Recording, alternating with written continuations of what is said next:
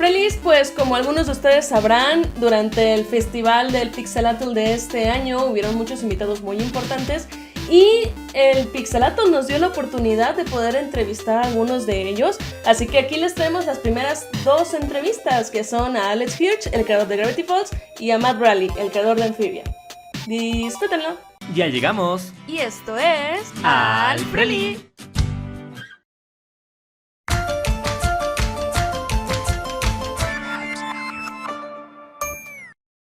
Hi guys, I'm here with Alex Hirsch, creator of Gravity Falls and producer on Inside Job. It's such an honor to have you here, man. Happy to be here. Well, let's get right into it. The first question is, recently some new footage of the pilot was rediscovered on the internet. Are there still some parts of it that we haven't been able to see yet? I think there probably are. The Gravity Falls pilot was made like as an internal document. Like it was never meant to be shared with the world. Part of that is like there's like music in there that we don't have the rights to, and just like so it was never meant to be shown. But because of the passion of the fans, like there's nothing that we can keep secret. Like I think everything that we've created that we try to hide will come out eventually. So I think there might be parts of that pilot that haven't gotten out. I saw some screen caps on Twitter. When we sold the show, we made a pilot, and then I made this thing called a Next Time On, where it was like a fake trailer for a next episode, like next season, even though there was no season, a new show. It was sort of a way of tricking the executives into feeling like the show was already picked up. So I think some of the clips of the Next Time On made it onto the internet, but I don't think all of them have. So there may yet still be some tiny little nuggets of Gravity Falls out there. How did you come up with the Cypher Hunt, and what were some of the biggest challenges in it? Oh, yeah. The Cypher Hunt's the most fun thing I've ever done in my life, and I wish someone would pay me to just throw treasure hunts. The inspiration was just the show was ending, and the show was all about secrets and mysteries and hidden extra things, and I was trying to think of, like, one extra gift to the fans, like, what's something that no show has ever done before, and what fits the spirit of Gravity Falls. Some ideas I work really hard on, and that one it all kind of popped into my head, like, oh, of course we have to hide a statue and create an international treasure hunt. I could not possibly have done it alone, though. I was very fortunate to have my art director, Ian.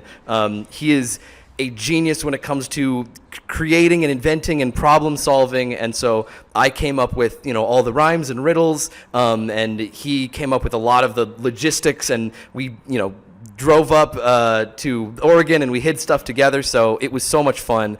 I think the hardest part was just keeping it a secret, and also we were very worried while it was happening that some kid would wander into the forest and like get eaten by a bear, and then we would get sued or something.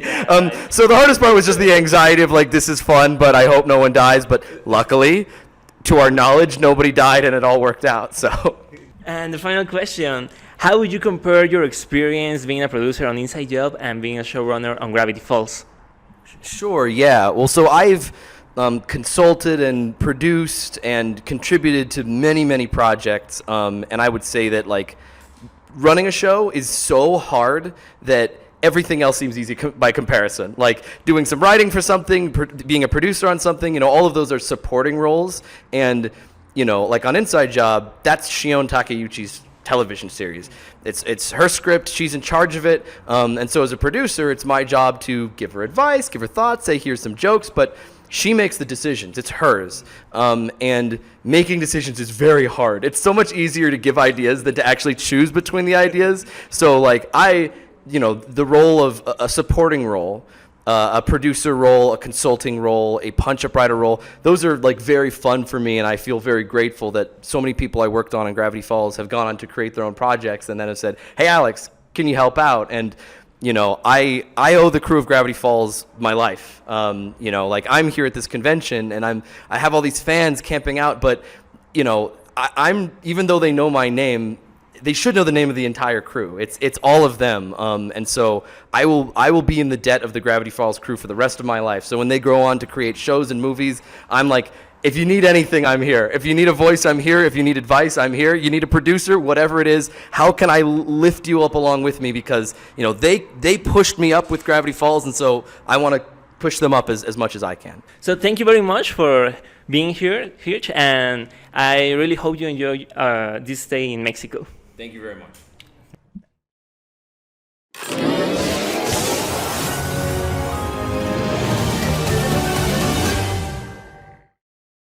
Hi guys, I'm here with Matt Brawley, former storyboard artist and director at Gravity Falls, and the creator of Amphibia. It's such a pleasure to have you here, Matt. So happy to be here. This is awesome. Okay, so let's start. The comedy of Amphibia is one of my favorite things of your show. Could you explain your process for writing comedy? So the process is always to make ourselves laugh. If we are reading the script and we are laughing, we've done a good job. Additionally, I hired people who are much funnier than me.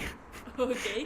So that helped as well. Yesterday at your presentation, you talk about leading and inspire people. How can you bring out the best in your team, but without being overly demanding or creating an environment of unhealthy productivity? So it's very difficult, but it's important to kind of gauge people and get to know them, kind of pick up on signals of when they're unhappy or frustrated. An example was that I received some feedback in the first season of the show that was, you don't give enough compliments. Okay. You know what I mean? And looking back, I thought, wait, didn't I say, nice job, great work? But I only said it in my head. You know what I mean? But like, you need to say that stuff. You need to give people that positive feedback often so that they feel like they're doing a great job and they know they're doing a great job. So a lot of it is sort of like getting to know the people around you, but it's a challenge. Yeah, I imagined. Yesterday, you also talked about how showrunning is a people's job and that you were made a director at Gravity Falls because of your communication skills. What are some of your golden rules for communicating with your team and get everyone on the same page? I guess some of my golden rules for communicating is transparency. If, you know, there's an issue, it's good to bring it up early and often, you know what I mean? Don't kind of sit on it and let it build and fester. Another thing is to just, you know, be collaborative with your communication. So make sure everybody knows what you're doing and what your goals are so that everyone can be sort of on the same page. I guess what I'm saying is don't hoard information. You know what I mean? Don't keep things to yourself. Share information with other people because you're a team, and that's the only way that everything's going to get done. Do you have some message you like to say to your fans or the people watching this? Yes, thank you so much for watching the show and connecting to these characters. I had so much fun here at Pixelatl, and it was amazing to see such excited fans and a true passion for animation. Thank you so much. Yeah, well, that's it, everybody. Once again, thank you so much for your time, and we hope you enjoy your time here at Mexico. Thank you. Y bueno, hasta aquí llegan las entrevistas. Una vez más queremos agradecer al Pixelatl por esta grandiosa oportunidad que nos brindaron. Y también queremos decirles que todavía faltan algunos videos más del Pixelatl, faltan otras entrevistas y también estamos haciendo otros videos sobre las conferencias. Así que suscríbanse, denle a la campanita, manténganse al pendiente del canal en estos próximos días. Y bueno, pues precisamente hablando de eso, aquí en la cara de Alfie les dejamos la conferencia de Matt Brawley en el Pixelatl. Y si ya vieron ese video, aquí en la cara de Eli les dejamos nuestro story time, toda nuestra experiencia en el Pixelatl 2022. Relis, muchísimas gracias que van a ver este video hasta el final y recuerden que los queremos mucho. Adiós.